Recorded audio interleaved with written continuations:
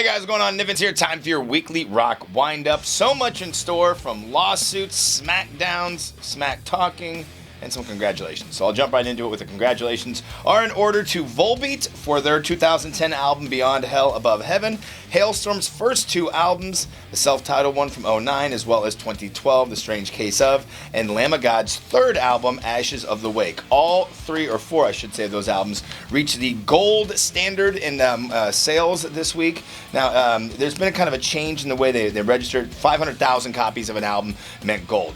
Platinum was 1 million, diamond's 10 million. But because so many people now stream music on things like Spotify, I think, what else they reference on that? YouTube, Apple Music, they're now taking those spins into consideration, and because of that, all three of those bands are celebrating this week. So congratulations to each and every one of those bands. Of course, we're very familiar with all three of them.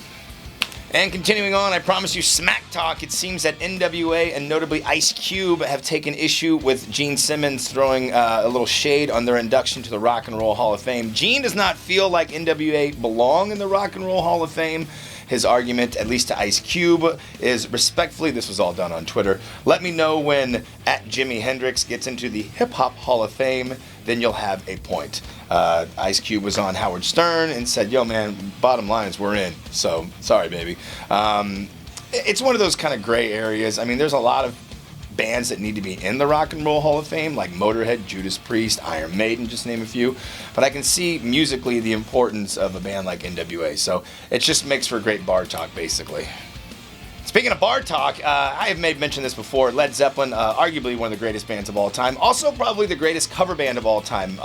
Pretty much all of their big hits were a cover version of an old blues tune, or at least sampled pretty heavily from that.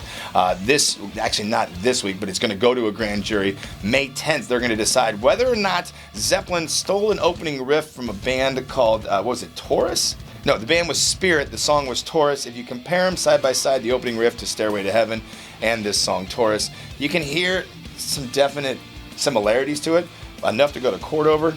I don't know. Again, I guess we'll find out May 10th. And moving on to a little bit of a smackdown, if you've seen that weird video, it's a very short clip of Nicolas Cage and Vince Neil.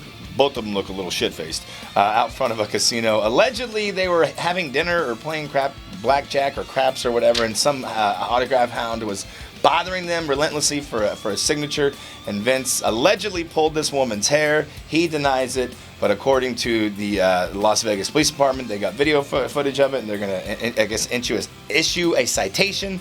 This thing is still ongoing, but it's beating up somebody, a woman, if you're a man, it's not funny, but the embracing between Nick Cage and Vince Neil, who both look pretty shit-faced, is rather comical.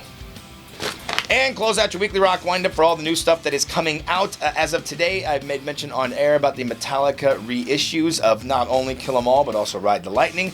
Opeth's Book of Opeth comes out today. And of course, tomorrow is Record Store Day, something that is very, very important to all of us that really appreciate the tangible element of music, whether that's a CD or an actual record. Because you can't really take the downloads and move them around or share them with your friends or sell them or whatever you want to do. But make sure you get out there and support mom and pop record shops. And I know I plan on doing that as well. Also, I got a little thing I do with my fiance, a little burlesque show that's happening tomorrow night as well. It's the many deaths of my character, Frankie Dismay. So, come on out, hang out, see what it's all about. Doors open at 8, show starts at 9. It is at the Buffalo Room, which is the backside of Westport Flea Market. Other than that, have a great weekend, doing whatever it is you do. Thanks for watching Weekly Rock Wind-Up, and peace.